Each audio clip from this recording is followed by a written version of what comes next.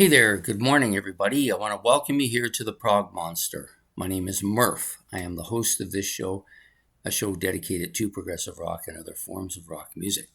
So, we're here for another episode of Battle of the Masterpiece Albums. This is a series now in its 9th week, in which I am running all of the Masterpiece albums in my collection. They may not be masters to you, they're masters to me. So these are the ones that I consider to be my very best albums. And so I've got 61 of them, and we're doing 16 episodes for the first round. And there'll be 4 in each episode, except for the final episode, which will have 5 in it. The winning album from each episode will go on to the finals, or the semifinals. So there'll be 4 semifinals. The winners of those 4 semifinals will go on to the finals. And basically, I'm doing this because I'm curious to see if these are if the bands that are, or the albums that are actually my favorite are actually my favorite, not just nostalgic or wishful thinking. So I'm just trying to test myself to see if I'm really thinking these are my best albums. So far, it's been pretty consistent. There's been a couple of albums that I think kind of showed some impact that I wasn't expecting to, and then a few others that were kind of a little bit more dead than I thought. But normally, I think it will turn out pretty much the way I think it's going to be. I have a feeling where this is going to go. So we're going to get underway with it now. So we've got 4 albums here today, of course. All 4 of them Masterpiece albums in my Masterpiece collections. This one, Black Sabbath's Mob Rules. This is an 81 album, came out in 1981. Only a recent addition to my Masterpiece collection within the last couple of years. I think it came a couple of years ago when I put my nominations for the ones that went in that year. The second one is, of course, this album, the Yes album. Now, this has long been in my top 10 or close to my top 10 albums of all time. Curious to see how it does today. Next up, Jethro Tull's Aqualung. This is an album that I never initially liked, but it grew on me, and I went through a period of time where I adored it. It's kind of burned out a bit. The quality and sound of the album doesn't help its cause either. But Jethro Tull, Aqualung. And the last one, Bachman Turner Overdrive's Not Fragile. Yeah, so excellent album. So I listened to all 4 of them throughout the week. So what I'm going to do is I'm going to tell you about how I viewed them, what I liked, what I didn't like about them, why I think they're masterpiece albums, that kind of stuff. And then I'll give you my ranking at the end. So we're going to do these backwards according to how I just did them. So BTO's Not Fragile. I believe it was a 75 release or 74. 75, I believe, though. Let's see. No, I'm wrong. It's even further back. 73 release. This is their 3rd studio album, probably their best album. I have little doubts about that. I do like the cover, too. It was kind of a tongue-in-cheek name for the album because Yes had come out the year before with, or the year 2 years before that with Fragile. They came out with this one, Not Fragile. Just to kind of play, right? So this has 9 tracks on it. I do kind of like the color scheme, the blue part. This is a heavy album. I wouldn't call it a metal album by any stretch, but definitely very hard rock album and very heavy, gritty album. Not Fragile, starting it out. Perfect start-out song for this album because it is kind of reminiscent of what you're going to get the rest of the way. Very heavy bass, heavy guitar riffing, that gravelly kind of harsh voice of C.F. Turner here. Just absolutely killer track. Probably one of my favorite BTO tracks. It's followed by Rock Is My Life and This Is My Song, which I believe is probably my favorite BTO song. So right off the bat, you got one of your top 5, and then your number 1 song right off the bat. Great album. Roll On Down the Highway. This is the one track I'm kind of indifferent to it. I liked it initially, and then I didn't like it for a while, and then I liked it, and I didn't, and now I'm just kind of a little bit on the indifferent side of it. It's a heavy track, another great track though. You Ain't Seen Nothing Yet. This is another top 5 song for me from BTO. So you got 3 of the top 5 probably on this album alone. Great tune. I think it was a kind of a homage to people who have a stutter. That's what they did. It's well done. And it was kind of a throw-in at the last minute for this album because when the record label listened to the album, this song initially wasn't part of the mix, and then they said, well, you need to write something that's going to make it on the radio right off the bat, and they wrote this, and it just took right. Oh no, the actual truth was that they had this song and weren't going to put it on, and then they asked to hear it, and they heard it, and they said, this is a great song, put it on, right? So it just ended up being a fantastic tune. It's one of my favorites too. Now the backside of the album, Freewheelin', it's okay. Sledgehammer, absolutely a monster heavy track. One of my favorite tracks on this album. Probably doesn't make my top 5 tracks, but it's still a strong song. And then you have the last 3, Blue Monin', Second Hand, and Giving It All Away. Really heavy rock and roll songs that just add a backbone to this album. So for me, Not Fragile, one of the greats. Next up, Aqualung. This particular version also comes with a interview at the end of the album. And I think there's 3 other tracks on here that weren't initially on the album. Songs for Jeffries, Fat Man, and Bure, which were on previous albums. So great album though, like just some really strong songs. The quality, production sound of the album is a little bit murky and not heavy. Well, it's not I shouldn't say it's heavy. It's not clear. Yeah, it's not the best sounding album, but fantastic music selection here.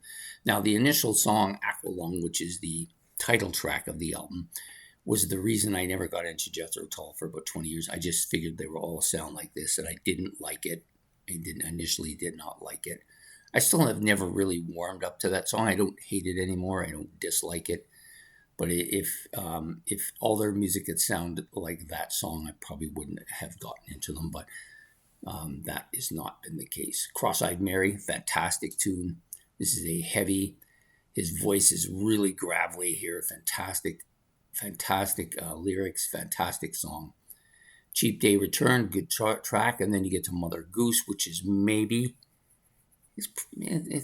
It's arguably my favorite track on this album. It's one of my favorite Tull tracks. Wondering Aloud. It's kind of a quirky song, but I can just see this guy walking down the street, like talking to himself almost. Up to Me, another decent track. Then you've got My God, which is an absolutely killer track on this album. I think it's underrated. Deserves more. Hymn 45 or Hymn 43, sorry. Another good track, solid track. Slipstream, of course, good solid track too. And you got maybe the biggest song other than the title track, Locomotive Breath, which I love that scrapey guitar sound. I love the pounding, the pulsating beat of this song. I like the lyrical direction it goes in. There's not much about this song I don't like. Definitely one of my favorite Tull tracks as well. Then you've got the final 3 tracks, which are Wind Up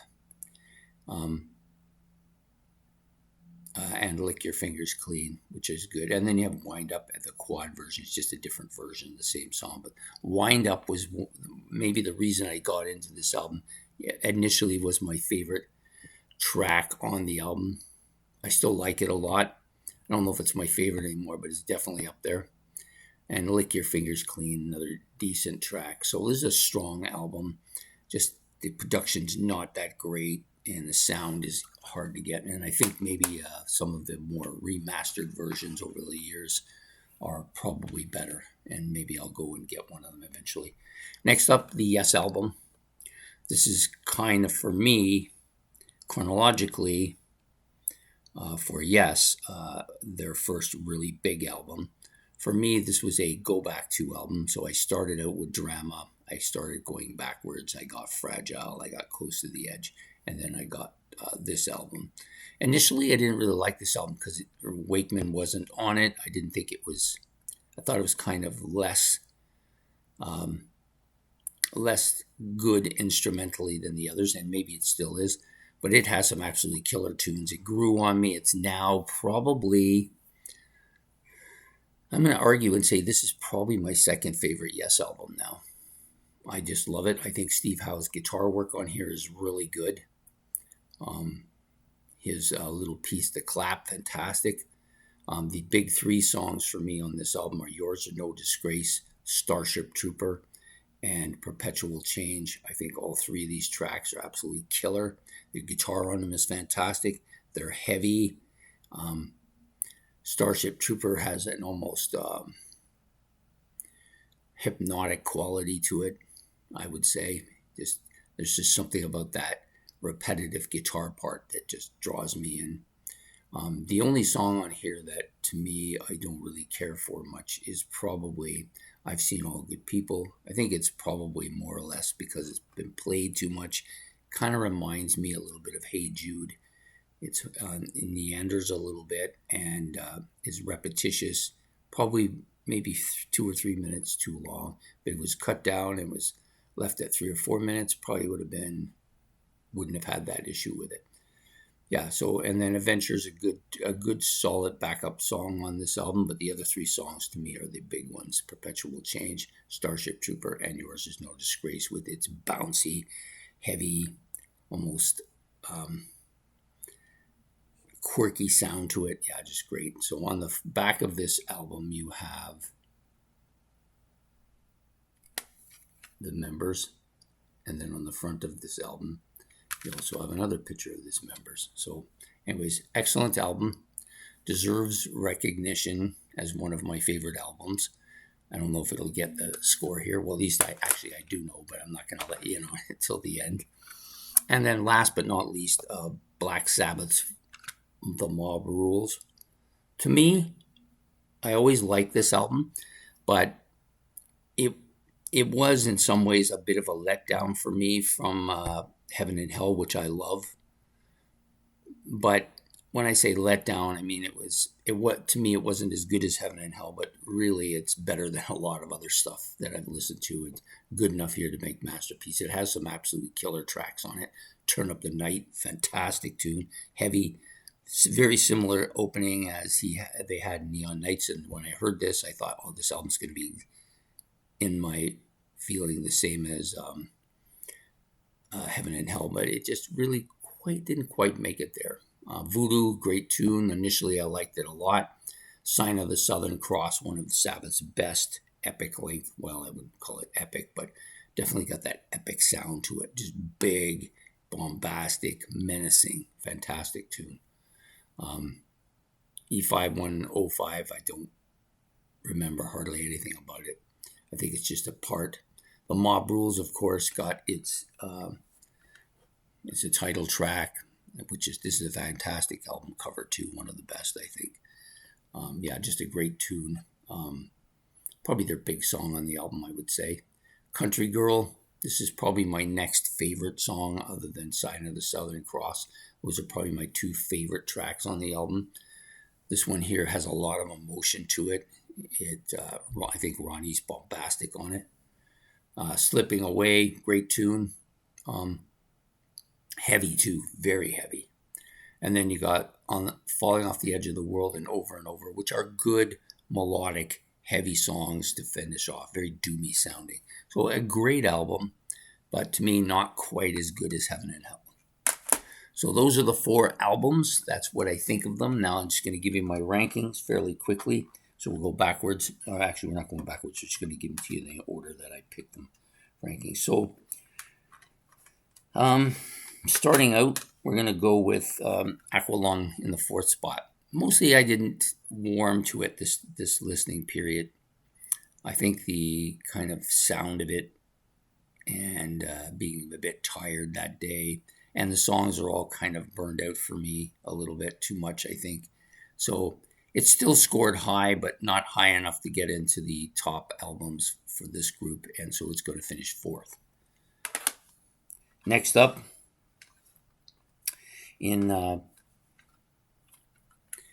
3rd spot is Black Sabbath's Mob Rules. It did pretty good here. It was haired out by the second place album.